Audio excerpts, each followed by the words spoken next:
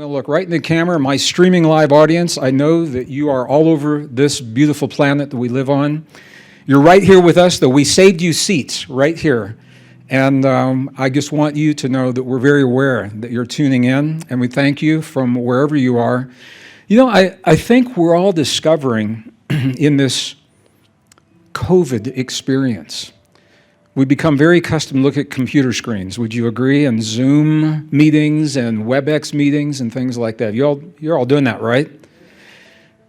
But there is more going on in those screens than just photons dancing across the computer screen. I think we are discovering that there is a part of us that reaches beyond those screens and connects on levels that we've always been aware of, but now we're really becoming sensitive to. I don't know about you, but I know that often when I'm on a Zoom meeting or if I'm watching a presentation and I start to feel something else happening in my body, I said, well, wait a minute, I'm not just watching this. It's touching me in some way. So for our streaming audience, I hope that you have that experience as well. This program, I'm really excited to share this program with you because it is more than just a conference. This is more than just a conference. And I think you'll sense that if you have not already. But I need your permission before I begin these slides because I need us all on the same page. Are you okay if we go really, really deep? Yes. Okay, I'm saying this because it may push some buttons. Are you okay with that? Yes. Having a button pushed is not always bad. It is an opportunity to think differently about something that you have been led to believe in one way or another. I think we're going to laugh a lot in here today and tomorrow. I think we'll probably have some tears today or tomorrow, and I think we're probably going to have some surprises because I'm going to share new discoveries with you that are so new they are not being shared in the mainstream. You're not seeing this stuff in mainstream classrooms or textbooks. We've had medical students, we've had medical doctors in my audience right before COVID that were asking me the question, Greg, why don't we know about this? Why isn't this stuff being taught? And there's a reason that they're asking that question. Because the discoveries are changing the way that we have been led to think about ourselves. So I'm going to ask you one more question. Are you prepared to journey with me and to embark upon the most radical experience, the single most radical experience that a human is capable of? Are you okay if we do that together? Now, that doesn't sound very enthusiastic. Are you? Do you know what that single most radical experience is? Do you have any idea what that might be?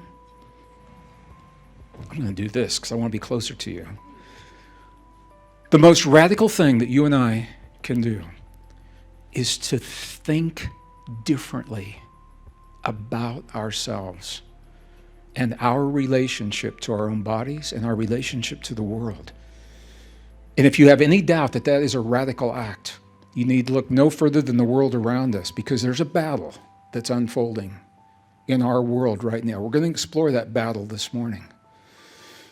It's a battle for our thoughts. It's a battle for our beliefs, but it goes even deeper than that. And when you see what that battle is really all about, what you'll also see, a very different way of thinking, is that all of the noise and the static out there is a diversion for the most fundamental, the most powerful battle that you could ever imagine. It is a battle for our very humanness. Our species is on the line right now. Decisions are being made right now. It's not going to be 5 years, 10 years. This is going to happen really quickly because technology is pushing the boundary between biology and technology, the boundary between human life and artificial intelligence and machines. And it's happening in ways that you probably are not even aware of. And it is being accepted in some societies so fast. Nobody's talking about this. You're not seeing it in the mainstream. And I'll just tell you where we're going with this, and then I'm going to back up my words with the discoveries. I'm a high-tech guy. I think most of you know that. I worked in the corporations. Actually, right here, I lived and worked in Denver, well, down there. I lived and worked in Denver, Colorado in the late 1970s, 80s, early 90s. I worked in some of the highest technology industries that were available at that time. I worked on the SDI, Star Wars Defense Initiative. I applied for a job to explore the universe with technology, and they hired me. And then they said, well, you know, the Cold War is happening. We don't need you to explore the universe. We need you to do this to write software for the Star Wars program. And I went through a lot of emotional issues around that. There's a whole workshop we could do around that. But the reason I'm saying this is because I have experienced technology. I was the first tech ops manager at Cisco Systems. I know a lot of you know that. Palo Alto, California, the early internet. So I've seen the technology that's out there. But what I want to say to you, and you're going to see this, I have yet to see any technology ever built outside of the human body that does not mimic what you and I already do in the cells of our bodies, except we do it better. And when we begin to replace our natural biology, when we begin to replace that with chips, computer chips, wires, chemicals in the blood, what happens is our biology begins to atrophy. We begin to lose those capabilities. In the one generation, maybe it's recreational technology. But the next generation, those capabilities begin to disappear, and we begin to lose our humanness. That is what's on the line right now. You get where I'm coming from? Can you feel that? There's a thinking, and unfortunately is a groundswell of thinking that somehow we are flawed because we are carbon-based life, and that our technology will allow us to improve upon that. So I'm not anti-tech. Technology has its place. But we're now at a point where the technology is moving faster than the morals and then our values have been able to follow. And now we must choose, what is it that we cherish? And what do we value as humans? What do we value about our species? And that's where we're going to go with this. So is that anybody in the wrong program? Anybody thought you came here for something else? So are you okay if we have this conversation? Yes. Now I'm going to ask you again, can we go really deep? Yes. You all right with that? Yes. All right. I am going to share the discoveries to back up what I'm saying. We're going to begin that here in just a moment. We will have experiential processes. Because of COVID, there are times where I would have you in groups, and we're not going to do that to honor you. So I may ask you to do some things inwardly, and we will go through some guided techniques and processes. When we leave here tomorrow, you're going to think you will have the reason, I don't know that you will, but you will have the reason to think very differently about yourself. Your relationship to your body, your relationship to the world, your relationship to the past, your relationship to the future.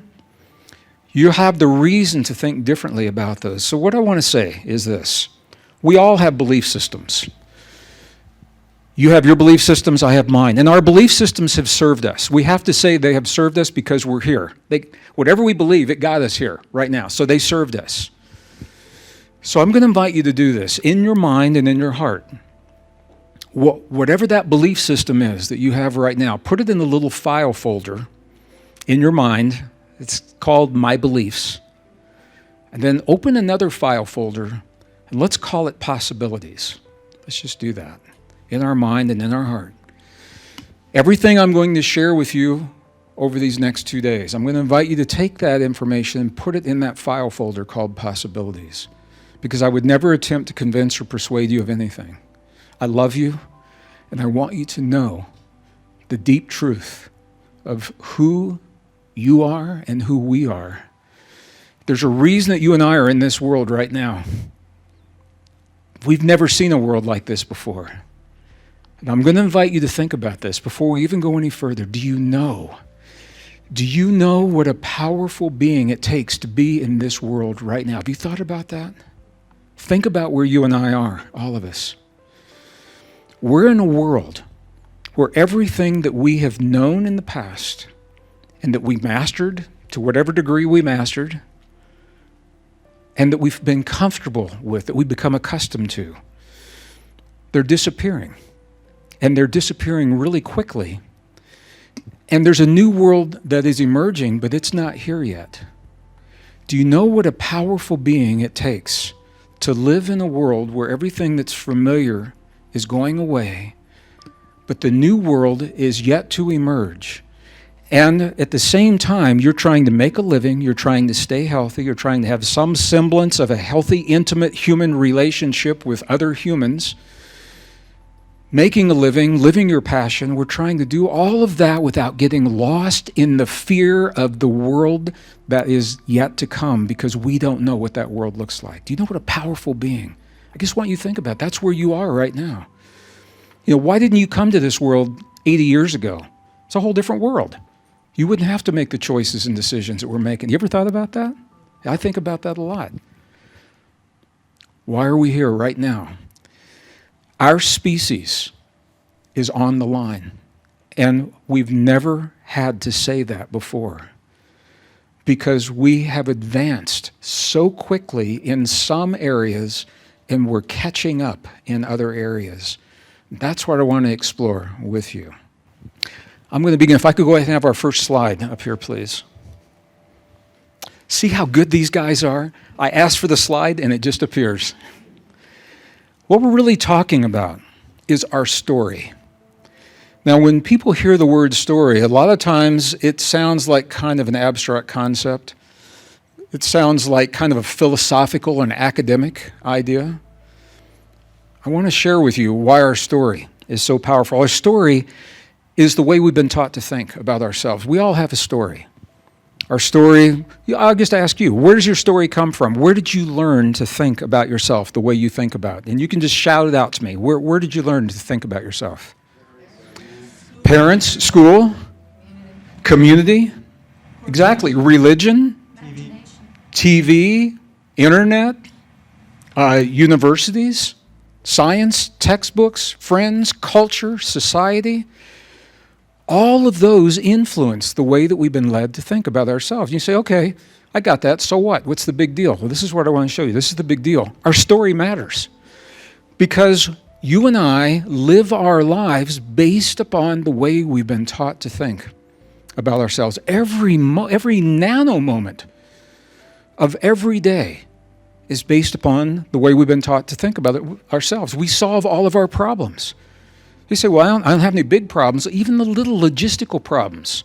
If you got to pick the kids up from soccer and there's a roadblock and you have to find another way to pick up the kids, the way that you go about doing that is based upon the way you've been taught to think about yourself. Navigating COVID, the way that you are doing that, it's based upon your story.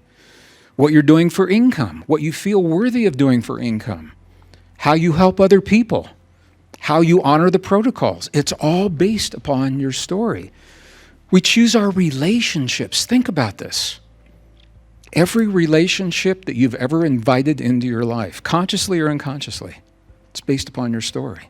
All of your friendships, all of your romance, everyone you've invited into your house, everyone you've ever invited into your bed. Now we get really intimate. It's based upon the way that you've been taught to think about yourself, your self-esteem, your self-worth. We heal our bodies based upon our story. If you go for a medical exam and the doctor says to you there's something happening in your body that looks anomalous, the way you respond to that information, it's based upon the way you've been taught to think about yourself. It's not right, wrong, good, or bad. I just want you to see how fundamental your story really is. Our politics are based upon our story, and we know that really well. Here in the United States of America and a lot of other nations are going through very similar experiences of elections and polarization. Have you noticed how polarized not just the nation is, but communities and families? Are you all seeing that? I've got friends who have children. They're young adults that cannot even have dinner at the same table because they believe the information that's being shared with them, and they believe what they are seeing in their algorithm on their computer is correct, and what everybody else is saying is not correct. Well, everybody else is having the same belief. How do you find unity in a family or a community or a society or a nation or a planet when the artificial intelligence algorithms are driving the information, tailoring it to our beliefs so that we're reinforcing our own beliefs every time we log on to those computers? It's all based upon your story. You're beginning to see how powerful your story really is. Look at this. We build our society based upon the way we've been taught to think about ourselves. What values do we cherish in our society? And those values, the role that they play. So all of a sudden, you're beginning to see, can you see this? Where our story is more than a philosophical conversation. Do you get that? You really see our story is front and center to everything that's happening. What could be more important than new discoveries that change the way that you and I have been taught to think about ourselves? This program, I'm excited to share this with you because these 2 days, this is a celebration. It's a celebration of our humanness.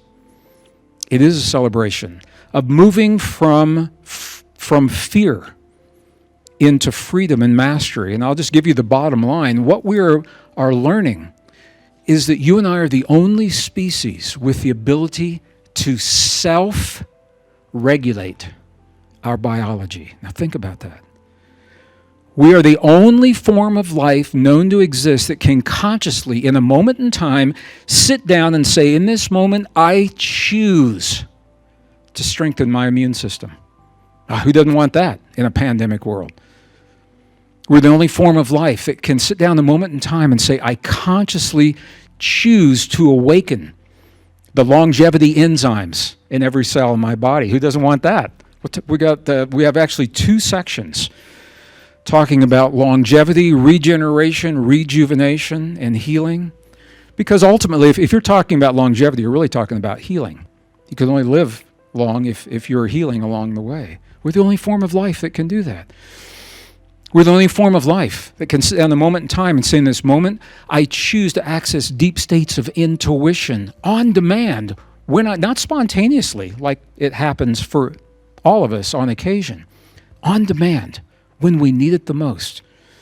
No other form of life can do that. It's all based upon our story. But ultimately, what you and I are doing, this is a love story. So I want to thank you all for sharing a love story with me this weekend. It's a love story. It's our love story. And here's the question that we're all asking ourselves, consciously or subconsciously. Do we love ourselves enough to live our lives in a way that allows our bodies to be at their best and do what they're made to do? Do we love ourselves enough to live our lives and to nourish our bodies and to give our bodies what they need to be at their best? And most people that we ask that question, they don't know what that means. This is where the self-regulation comes in. So I wanted to share everybody likes a love story, right? Anybody want a love story? Love stories are good. So I want to set the stage and what we're going to do here. The old story, I went to school 1950s. I was just sharing, I've got a 50-year high school class reunion coming up. Anybody had one of those?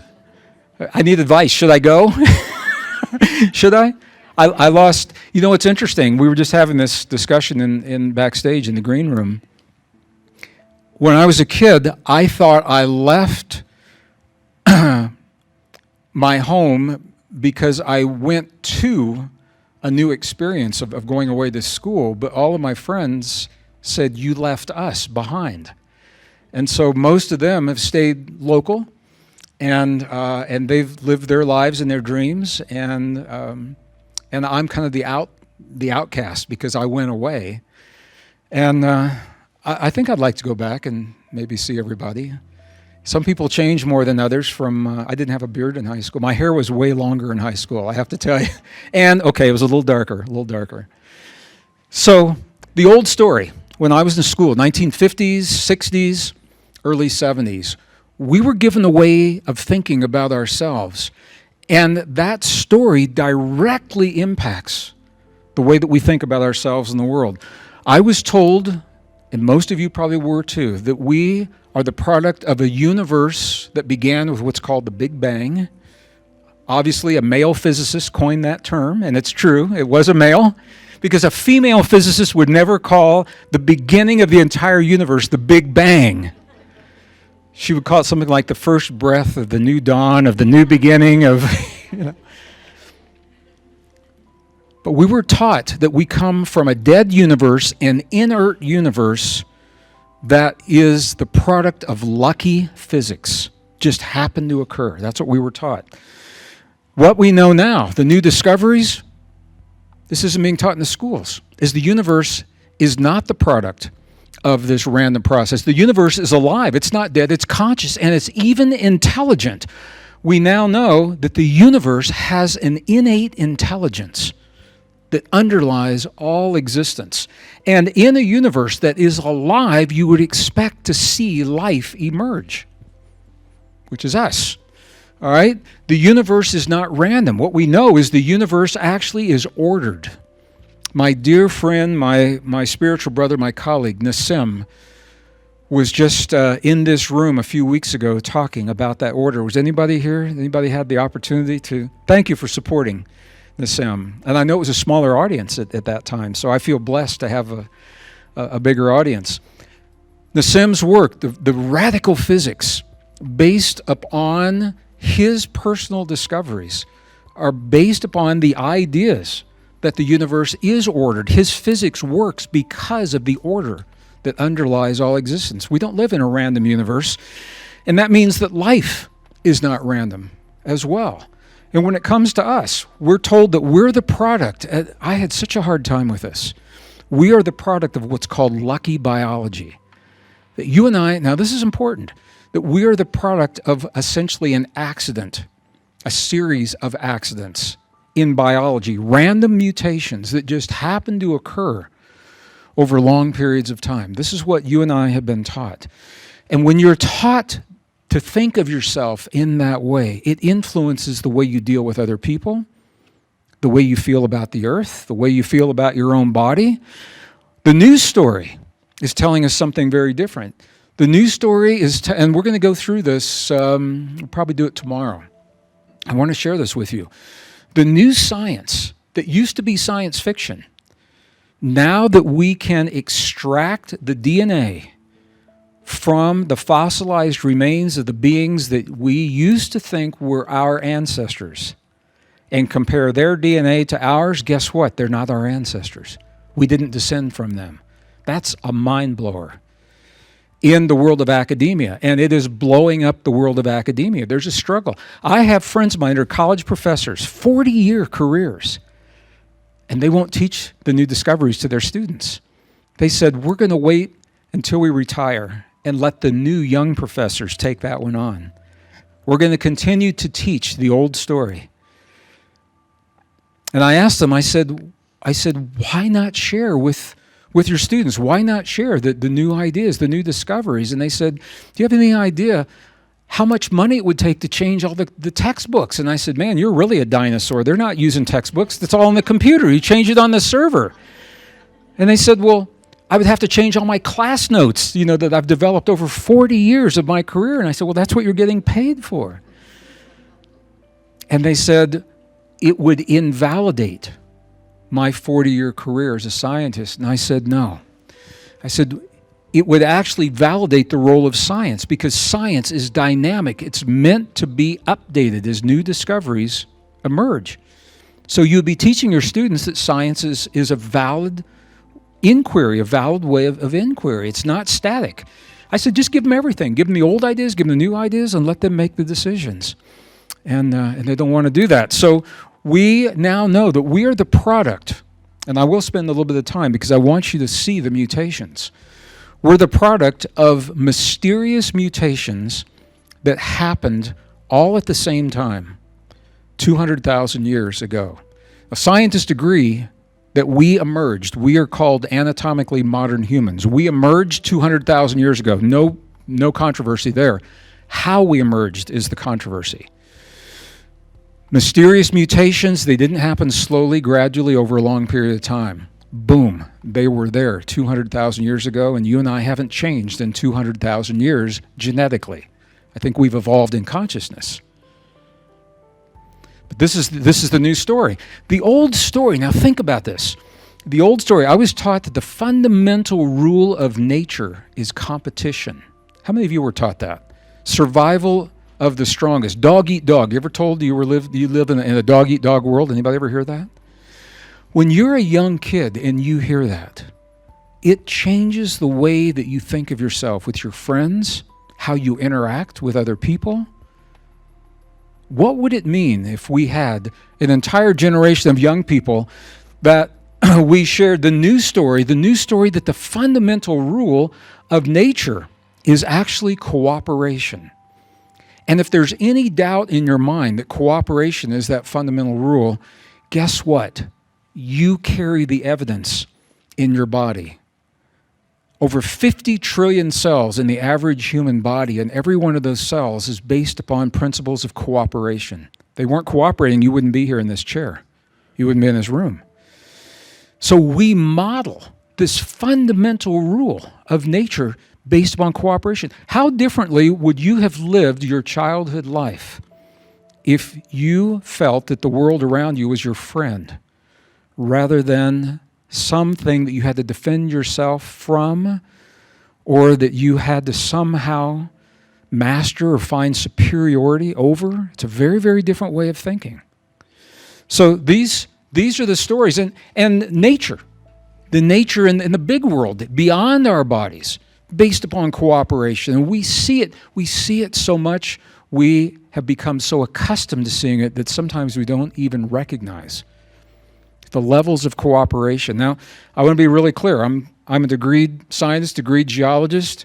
I have seen in the fossil record the evidence that many people are pointing to. We're not saying that competition doesn't exist, but it's not the rule of nature. When you see competition, the more competition you see, that tells you how far that life has strayed from the fundamental rule of nature. And you look at our world right now, would you agree there's a lot of competition in the world right now?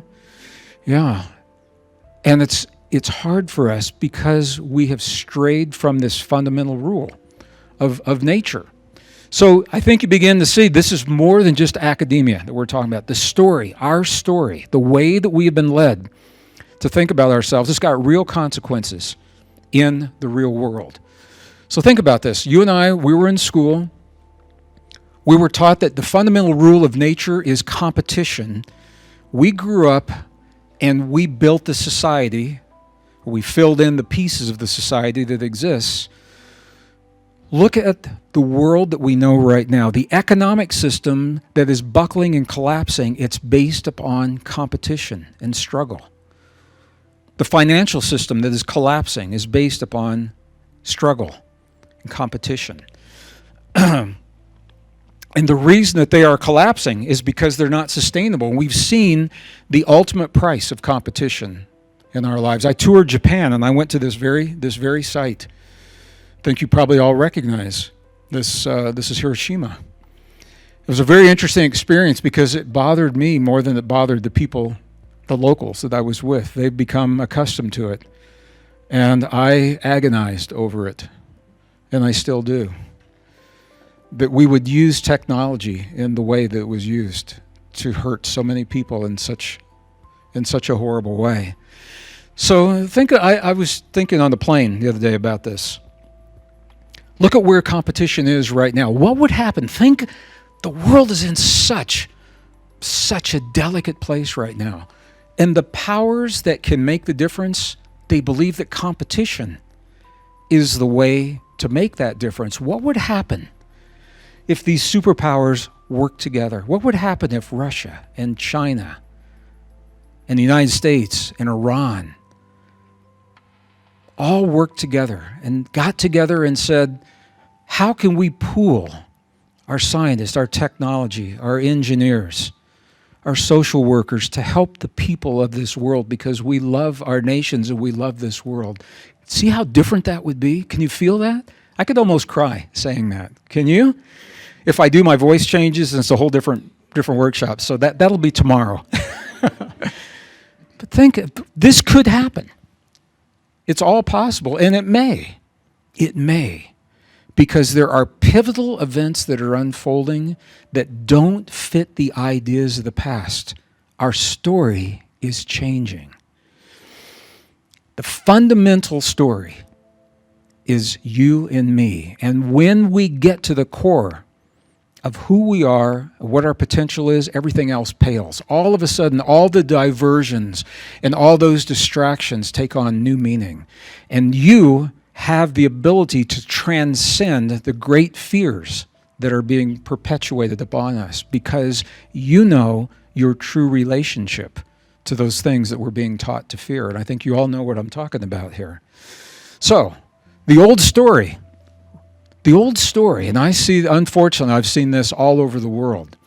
The idea that human life is the product of just random mutations. If you think that, where's the specialness in that? We begin to lose the value of human life. And this is the reason so many young people, when you talk to them, why are they abusing the drugs? Why are they putting those chemicals into their bodies?